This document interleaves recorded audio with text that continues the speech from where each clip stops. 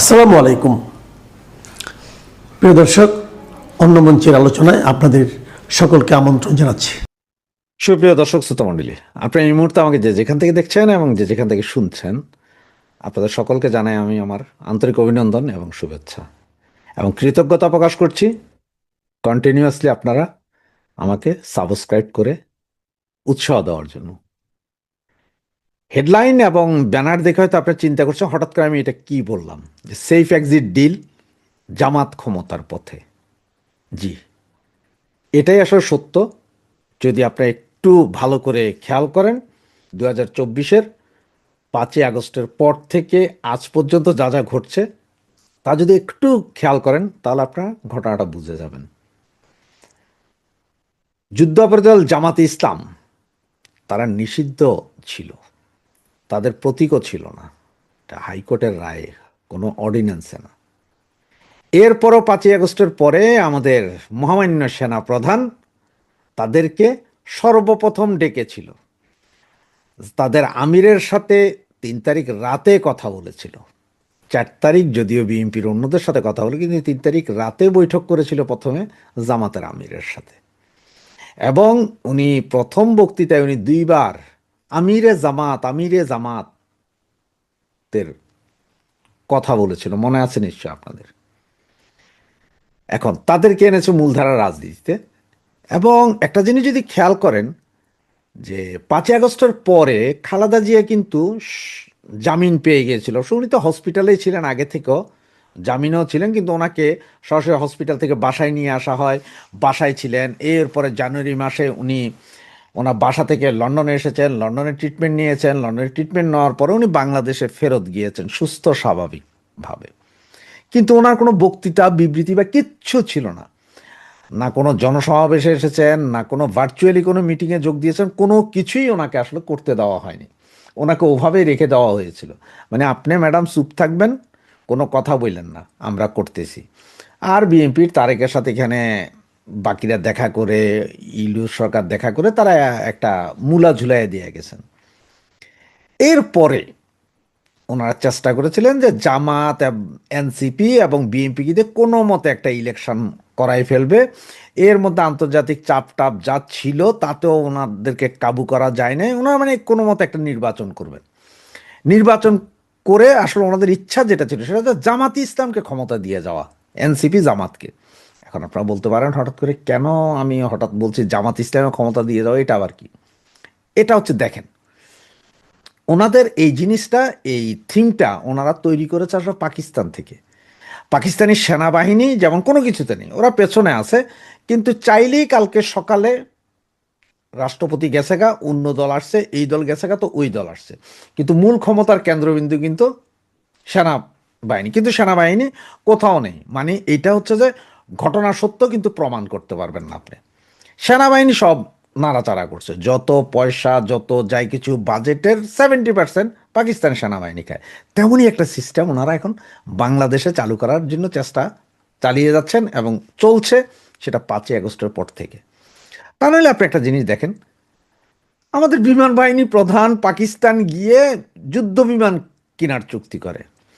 আমাদের সেনা প্রধান, বিমান বাহিনী প্রধান, নৌবাহিনী প্রধান এক হয়ে পাকিস্তানের সাথে নিরাপত্তা চুক্তি করার জন্য উৎসাহিত।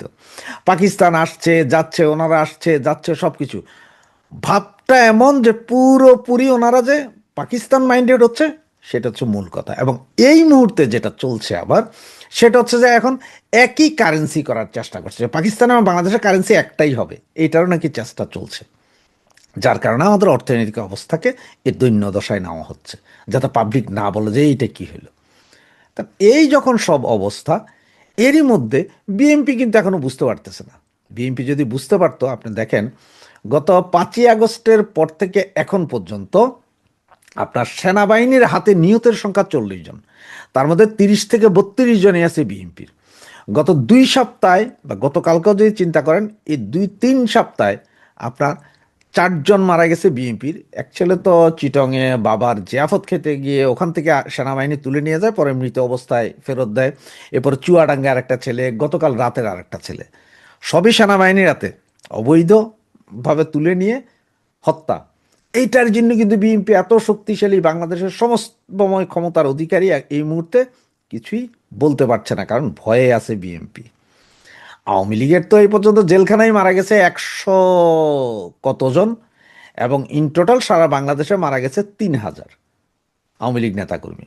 তো আওয়ামী লীগ তো ক্ষমতায় নেয়, আওয়ামী লীগের রাখেই নেয়, আওয়ামী লীগের ফুল কোণঠাসা করে দিছে। কিন্তু বিএনপি এত ক্ষমতাধর হওয়ার পরও বিএনপির এই যে বললাম আপনার 32 জন, এবং গত 2 সপ্তাহে 3 জন, এদের ব্যাপারে বিএনপি একটা টু শব্দ করেনি। তা হচ্ছে আসলে মূলত তারেকের সমস্যা ছিল যে সেনাপ্রধানই তাকে আসতে দিতে চাইতেছিল না। ওই যে সবাই বলতেছি, যারা ওই সময় তারেককে মেরেছিল তারা হয়তো এখন কেউ কেউ মেজর, কেউ কেউ লেফটেন্যান্ট কর্নেল এরকম পদে আছে, তাদের একটা বিচার হয়ে যেতে পারে এইসব। এবং এখন সেনাবাহিনী জানে যে এই যে 30, 40, 50 জন যা মারা গেল বিএনপির, এইটা নিয়ে কিন্তু বিএনপি আগামীতে সরকারে আসলেই একটা ভেজাল হবে। এবং সেনাপ্রধান এই পর্যন্ত ওনার হয়ে কাজ করা যাদেরকে উনি ছেড়ে দিয়েছেন, বিভিন্নভাবে উনি দেশ ত্যাগে উৎসাহিত করেছেন, দেশ ত্যাগ করতে পেরেছেন এবং অন্যান্য দেশে চলে গেছেন, এগুলো উনি সুবিধা আদায় করেছিলেন একমাত্র জামাতের সাথে। কারণ যারা চলে যেতে পেরেছেন বা চলে গেছেন, ওরা শেষ মুহূর্তে সেনাপ্রধানের কথা মানতে বাধ্য হয়েছিলেন 3, 4, 5 তারিখে। সেনাপ্রধান এত কিছু, এবং সেনাপ্রধানও যদি আগামী মাসে যদি ওনার যদি শেষ হয়ে যায় ওনার চাকরি জীবন, তাহলে ওনাকেও সেফ এক্সিট নিতে হবে।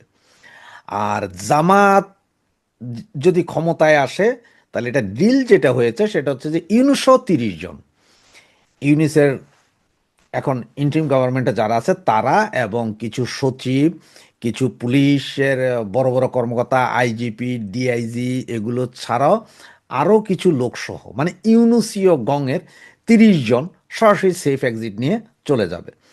এবং সেনাবাহিনীও যে চাচ্ছে জামাতকে দিতে, তার কিছু নজির আপনারা হয়তো ছোটোখাটো করে দেখছেন। আমি এই মুহূর্তে আপনাকে একটা ভিডিও দেখাচ্ছি, এই ভিডিওটাতে দেখেন। ভাই কত নম্বর এখন?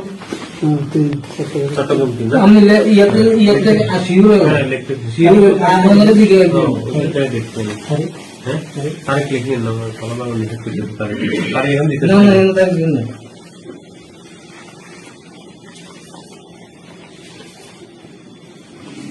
বিচের পরে তারিখ এই ভিডিওটাতে দেখলেন, এখানে হচ্ছে কি যে জামাত যেই সব ভোট সারা পৃথিবীব্যাপী বাঙালিদেরকে যেই ব্যালট ভোটের কথা বলা হচ্ছে, পোস্টাল ভোটের কথা, ওগুলো কোনোটাই আপনার 100% বিলি হয়নি। ওগুলো ম্যাক্সিমামই জামাত ইসলামের নেতাকর্মীরা বিভিন্ন দেশে ওরাই ক্যাপচার করেছে, ওরাই এখান থেকে সব দিয়ে দিয়ে পাঠিয়ে দিচ্ছে। তার মানে হচ্ছে প্রতি আসনের জন্য যদি 300 করে 3000 করেও ভোট হয়, এটা কিন্তু বিশাল ভোট। আবার জামাত কি করেছে, ঢাকার 20টা আসন, সবাই বলতেছে 20টা আসন, 20টা আসন না, সারা বাংলাদেশে 190টা আসনে ওরা যেই ভোটের ব্যবধান, মানে 5 থেকে 7,000 যে ভোটের ব্যবধান আছে, এই ভোটের ব্যবধানটাকে কমিয়ে দেওয়ার জন্য তারা বিভিন্ন জায়গায় যেখানে ওদের ভোটের ব্যবধান বেশি, সেখান থেকে লোক এনে তারা এইসব আসনে আপনার ভোটার চেঞ্জ করছে, মানে যাতে একদম কম্পিটিশন থাকে। এরপর আছে এই 3000 করে ভোট, পোস্টাল ভোটগুলো, এগুলো যে জামাতের ফেভারে যাবে, এনসিপির ফেভারে যাবে, এবং তারাই আসলে সরকার গঠন করবে। এবং এই সরকার গঠন করেই তারা সেফ এক্সিটে ওনারা চলে যাবে। আবার এদিকে সেনাবাহিনী কি বলছে, যে তারা বলছে যে তারা যে কোনো সময় যে কোনো মুহূর্তে প্রিসাইডিং অফিসারের নির্দেশ ছাড়াই ভোট কেন্দ্রে ঢুকতে পারবে। তার মানে বুঝেন, ভোট কেন্দ্রে ঢুকা কিন্তু সাইজ করে দিব, সেনাবাহিনী দাঁড়ায় থাকবো, ব্যালট মারবো, 30%, 35%, 40% ভোট কাস্টিং হয়েছে, সব জামাতে পাইছে। এটা হচ্ছে তাদের মূল প্ল্যান। এখন জামাতরা আনার কারণ হচ্ছে যে যাতে বাংলাদেশে জামাত যদি আসে একটা অস্থির পরিস্থিতি থাকবে, বিএনপি আন্দোলনে যাবে, বিএনপি তখন আওয়ামী লীগের সহযোগিতা চাবে, জামাতরে নামাইতে হবে। এই অস্থিতিশীল পরিস্থিতি যত দিন, যত মাস, যত বছর চলবে, সেনাবাহিনীর জন্য ততদিন সুবিধা, কারণ তারা তখন বাজেটের সিংহভাগই তাদের কাছে। আর ভারত যুদ্ধ তো আছেই, এই ভারত আক্রমণ করছে, এই ভারতের ইয়ে লাগাও, এই ভারতকে মারো, যার কারণে সেনাবাহিনী কিন্তু হাতিকে মারাইছে। জামাত তো আছেই, জামাতের শুটার সেনাবাহিনীর প্রোটেকশনে হাদিকে মারানো হয়েছে, আরও 2, 4, 10টা মরবে। আরও অনেক মরবে দেখবেন। এগুলো সব কিছু সেনাবাহিনী জানে। এত কিছু হওয়ার পরেও সারা বাংলাদেশে এত আপনার হত্যা খুন গুণ হওয়ার পরে সেনাবাহিনীর আওয়াজ নেই। তার কারণ হচ্ছে সেনাবাহিনী চায় অবস্থা এরকম থাকুক, জামাত সরকার আসুক তখনও অবস্থা এরকম থাকুক, এতেই সেনাবাহিনীর সুবিধা। এবং এটাই হচ্ছে যে মূল প্ল্যান, সেনাবাহিনীর মূল প্ল্যান হচ্ছে দেশ অস্থিতিশীল থাকবে, ওদের লাভ। জামাতের দরকার হচ্ছে ক্ষমতায় আসা, ডাক্তার ইউনূসের হচ্ছে কোনো মতে দিয়ে ইলেকশন একটা করে সেফ এক্সিট নিয়ে ওনার 30 জন নিয়ে উনি চলে যাওয়া, যেটা চুক্তি অলরেডি তাদের মধ্যে হয়ে গেছে। যদি দৈবিক কোনো কিছু না হয়ে যায়, যদি আওয়ামী লীগ কোনো আন্দোলন গড়ে তুলতে না পারে, অথবা ইন্টারন্যাশনালি যদি কোনো হার্ড কোর প্রেশার না পড়ে, তাহলে এই নির্বাচন 12 তারিখে হয়ে যাবে। এবং লিখে রাখেন, জামাতি ক্ষমতায় আসছে। জয় বাংলা, জয় বঙ্গবন্ধু। ভারতের সেনাপ্রধান জেনারেল উপেন্দ্র দ্বিবেদী বাংলাদেশকে নিয়ে কিসের ইঙ্গিত দিলেন? বাংলাদেশের সরকার ঘনিষ্ঠরা যখন সেভেন সিস্টার্স দখল করার হুমকি দিচ্ছে, ক্রিকেট ইস্যুতে সরকার উপদেষ্টা যখন গোলামির পিঞ্জর ভাঙার ঘোষণা দিচ্ছেন, দেশের গণমাধ্যমে যখন পাকিস্তান থেকে যুদ্ধবিমান কেনার খবরের সয়লাব, ঠিক তখন ভারতীয় সেনাপ্রধানের কণ্ঠে দেখা গেল নিরুত্তাপ আর কোনো উদ্বেগ না থাকার সুর। উল্টো জানালেন বাংলাদেশের সেনাপ্রধানের সাথে তার ঘনিষ্ঠ যোগাযোগের কথা, দুই দেশের বাহিনীর সাথে বাহিনীর সম্পর্কের কথা। নিশ্চিত করেছেন বাংলাদেশের 3 বাহিনী যেসব পদক্ষেপ নিচ্ছে সেটি কোনোটি ভারতের বিরুদ্ধে নয়। আবার ভারতের জেনারেল ইঙ্গিতও দিয়েছেন বাংলাদেশের ক্ষণস্থায়ী অন্তর্বর্তী সরকার নিয়ে খুব বেশি বিচলিত নয় ভারত। প্রশ্ন হলো, ভারতীয় সেনাপ্রধানের বক্তব্যে বাংলাদেশ নিয়ে এমন নিরুদ্বেগের কথা প্রকাশ পেলেও আসলে কি ভারতের কোনো উদ্বেগ নেই? পরপর 2 দিনে গণমাধ্যমের 2টি খবর বরং ভিন্ন বার্তাই দিচ্ছে। প্রথম খবরটি হলো, বঙ্গোপসাগরে বাংলাদেশ ও চীনের উপর নজরদারি বাড়াতে পশ্চিমবঙ্গের মেদিনীপুরের হলদিয়া বন্দরে একটি নতুন নৌঘাঁটি স্থাপন করতে যাচ্ছে ভারতীয় নৌবাহিনী। দ্বিতীয় খবরটি হলো, চিকেন নেকের নিরাপত্তা জোরদারে বাংলাদেশ লাগোয়া 5 পরিত্যক্ত বিমান ঘাঁটি সচল করছে ভারত। আবার ভারতীয় সেনাপ্রধান এমন সময় বার্তা দিলেন যখন দিল্লিতে মার্কিন নতুন রাষ্ট্রদূত সার্জিও গোর একেবারে প্রথা ভেঙে বক্তব্য দিয়ে ঘোষণা করলেন, আমেরিকার কাছে ভারতই হলো সবচেয়ে বেশি গুরুত্বপূর্ণ দেশ। নতুন একটি জোটে ভারতকে টানতে চায় যুক্তরাষ্ট্র। একই সময় চীন বিরোধী মন্ত্র নিয়ে বাংলাদেশে নতুন মার্কিন রাষ্ট্রদূত যোগ দিয়েছেন। সূত্রগুলো বলছে, একই সময় সার্জিও গোরের দিল্লিতে এবং ব্রেন্টের বাংলাদেশের দায়িত্ব নেওয়ার পর খুব শিগগিরই বাংলাদেশকে ঘিরে ভারত ও যুক্তরাষ্ট্রের কৌশলগত সিদ্ধান্তগুলো পরিষ্কার হয়ে উঠবে। বিস্তারিত জানতে চলুন যাওয়া যাক বিশ্লেষণে।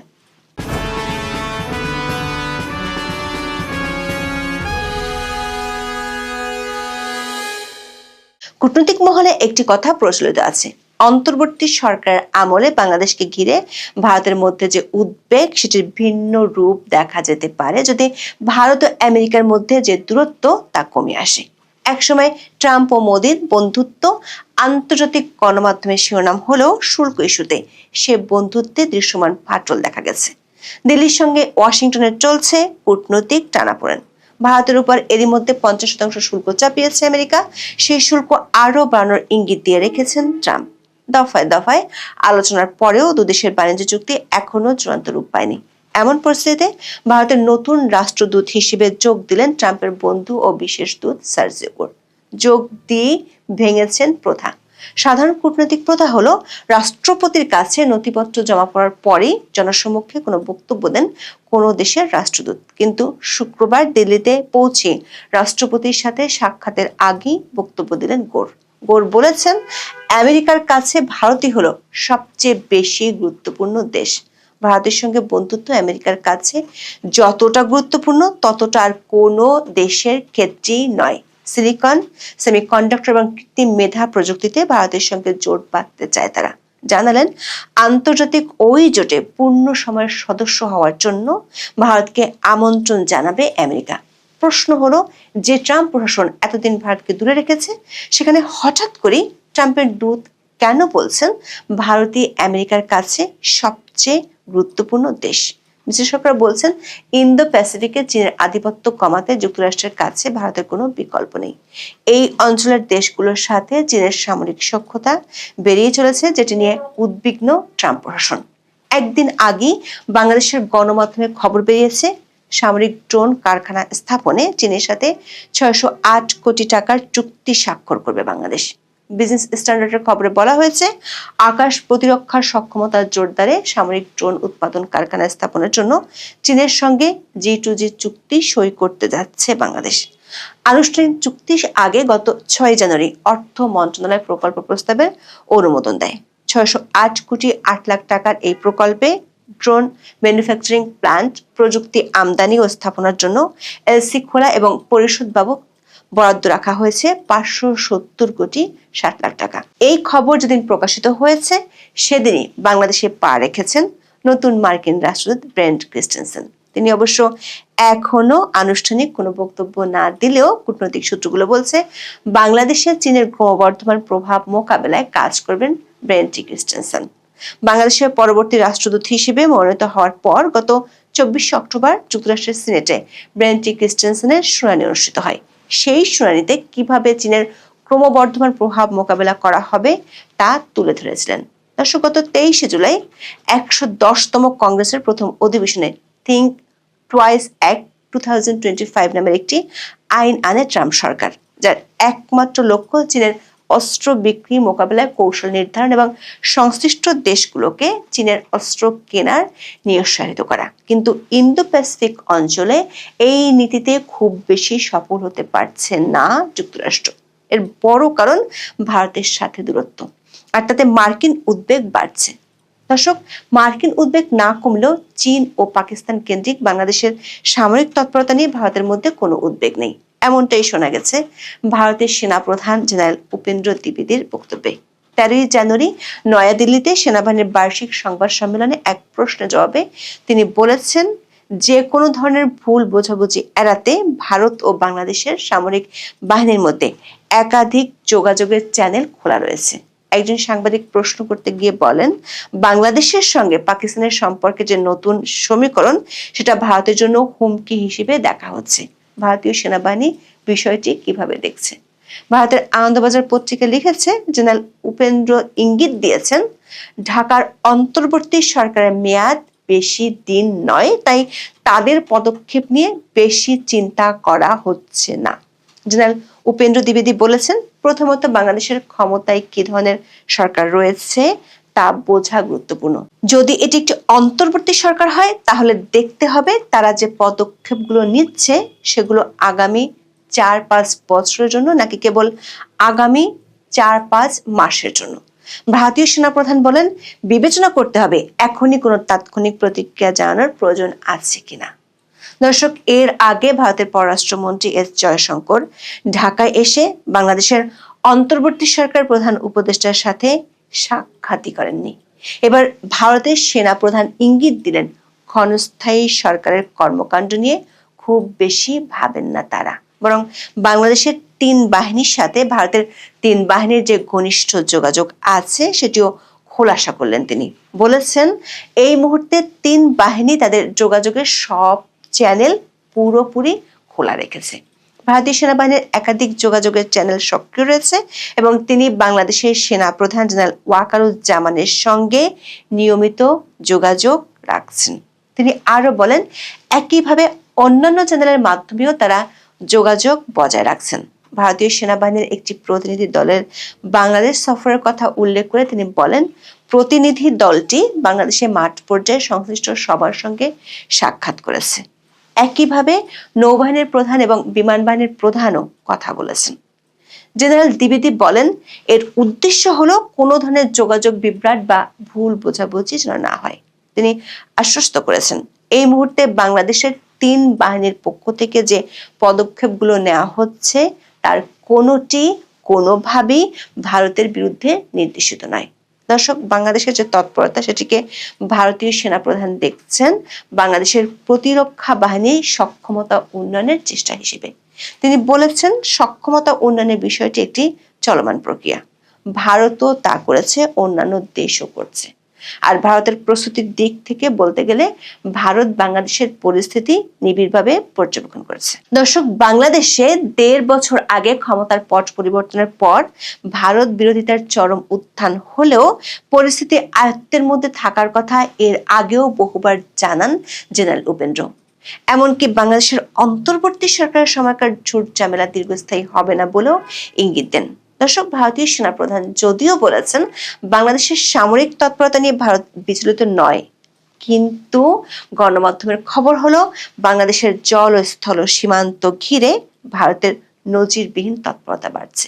13 জানুয়ারি ভারতীয় সংবাদ মাধ্যম টাইমস অফ ইন্ডিয়ার খবরে বলা হয়েছে, ভারতের কেন্দ্রীয় সরকার পশ্চিমবঙ্গ, আসাম ও ত্রিপুরায় দ্বিতীয় বিশ্বযুদ্ধের সময়কার 5টি পরিত্যক্ত এয়ারস্ট্রিপ পুনর্জীবিত করার পরিকল্পনা নিয়েছে।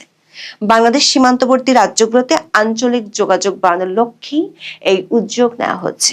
বিশেষজ্ঞরা ধারণা করছেন মূলত শিলিগুড়ির চিকেনিকে নিরাপত্তা আরো বাড়াতে এমন উদ্যোগ নেওয়া হচ্ছে। পত্রিকাটির খবরে বলা হয়েছে, গত 1 বছরে বাংলাদেশ থেকে একাধিকবার ভারতের উত্তর পূর্বাঞ্চলকে মূল ভূখণ্ড থেকে বিচ্ছিন্ন করে দেওয়ার কথা বলা হয়েছে। আবার বাংলাদেশ রংপুর বিভাগের লালমনিরহাট বিমান ঘাঁটি পুনর্নির্মাণের উদ্যোগ নিয়েছে। যদিও বাংলাদেশ সরকার আনুষ্ঠানিকভাবে জোর দিয়ে জানিয়েছে লালমনিরহাটের ওই বিমান ঘাঁটিটি প্রধানত ব্যবহার হবে নিজস্ব জাতীয় প্রয়োজনে, অন্য কোনো দেশে সেনাবাহিনীর জন্য নয়। তবে টাইমস অফ ইন্ডিয়া বলছে নয়াদিল্লি কোনো ঝুঁকি নিতে রাজি নয়। এরই মধ্যে ভারত এই অঞ্চলের সামরিক উপস্থিতি জোরদার করেছে। পশ্চিমবঙ্গের চোপড়া, বিহারের কিষানগঞ্জ এবং আসামের ধুবড়িতে লাচিত বরফুকন নামে 3টি নতুন সেনাঘাঁটি স্থাপন করা হয়েছে।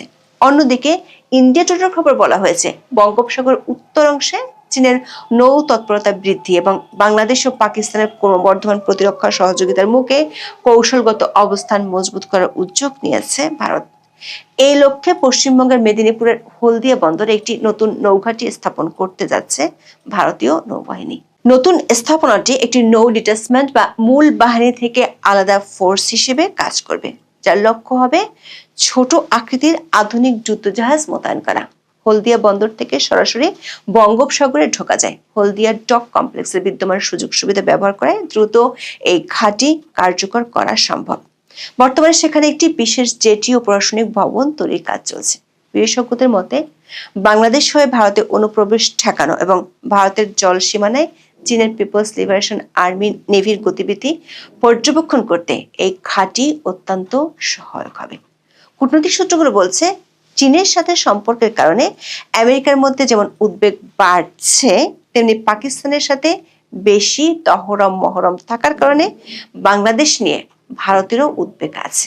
পাকিস্তান থেকে যুদ্ধ বিমান কেনার আগ্রহের খবর এসেছে সংবাদ মাধ্যমে। রয়টার্সের এক প্রতিবেদনে জানানো হয়, পাকিস্তান ও বাংলাদেশের বিমান বাহিনীর প্রধান সম্ভাব্য একটি প্রতিরক্ষা চুক্তি নিয়ে আলোচনা করেছেন। এর আওতায় ঢাকার কাছে J-17 থান্ডার জেট ফাইটার বিক্রির প্রস্তাব রয়েছে। বাংলাদেশের পক্ষ থেকে আনুষ্ঠানিক কোনো বক্তব্য পাওয়া না গেলেও এ বিষয়ে বিবৃতি দেয় পাকিস্তানের আন্তঃবাহিনী জনসংযোগ পরিদপ্তর ISPR। যদিও অন্তর্বর্তী সরকার গত 17 মাসে হরে দরে সবাইকে বলে যাচ্ছে বিমান কেনার কথা। প্রথমে চীন থেকে যুদ্ধ বিমান কিনতে চেয়েছে, তারপর ইতালি থেকে ইউরোফাইটার টাইফুন কেনার জন্য MOU স্বাক্ষর করেছে, এরপর সবশেষ পাকিস্তান থেকে কেনার কথা সামনে এসেছে। অথচ এই যে যুদ্ধ বিমান কেনার মাধ্যমে বিমান বাহিনীকে আধুনিকায়নের যে উদ্যোগ, সেটি ছিল বিগত সরকারের, মানে আওয়ামী লীগ সরকারের। আওয়ামী লীগ এজন্য ফোর্সেস গোল 2030 নির্ধারণ করেছিল। এইগুলোর অধীনে শেখ হাসিনার আমলে বাংলাদেশের সশস্ত্র বাহিনীতে 5 বছরে ভূমি থেকে আকাশে উৎক্ষেপণযোগ্য ক্ষেপণাস্ত্র সিস্টেম ও মানববিহীন ড্রোন সহ অন্তত 23 ধরনের নতুন আধুনিক প্রযুক্তির যুদ্ধ সরঞ্জাম সংযোজন করা হয়েছিল। এমনকি তখন সশস্ত্র বাহিনীর প্রতিবেদন অনুযায়ী সেনাবাহিনীর জন্য surface two air missile system আনা হয়েছিল চীন থেকে। আওয়ামী লীগ সরকার আমলে ভূমি থেকে আকাশে উৎক্ষেপণযোগ্য ক্ষেপণাস্ত্রের প্রথম পরিচিতি ঘটে বাংলাদেশে। প্রশ্ন হলো, তখন চীন থেকে অস্ত্র কেনা নিয়ে আমেরিকার উদ্বেগ ছিল না, এখন কেন দেশটির উদ্বেগ বাড়ছে? আর একই সময় বাংলাদেশের সীমান্ত ঘিরে ভারতের তৎপরতাও নজিরবিহীনভাবে বাড়ছে। আবার সার্জিও গোর নতুন করে ভারত ও যুক্তরাষ্ট্রের সম্পর্কের ইঙ্গিত দিয়ে ভারতে তার ইনিংস সূচনা করেছেন। বাংলাদেশের ব্রেন্ট ক্রিস্টেনসেনও তার চীন বিরোধী বার্তা সরকারের কাছে পৌঁছে দিয়েছেন। প্রশ্ন হলো, কূটনীতিকদের পুরনো যে সমীকরণ, এই অঞ্চলে ভারত ও আমেরিকার স্বার্থ অভিন্ন হলে দক্ষিণ এশিয়ার আঞ্চলিক রাজনীতি আর রাজনীতির সমীকরণ যে পাল্টে যেতে পারে, তার শুরু কি শিগগিরই হবে? যদি তাই হয়, তাহলে তার প্রভাব নিঃসন্দেহে বাংলাদেশেও পড়বে। এখন এই পর্যন্ত। সবাই ভালো থাকুন, সুস্থ থাকুন, নিরাপদে থাকুন।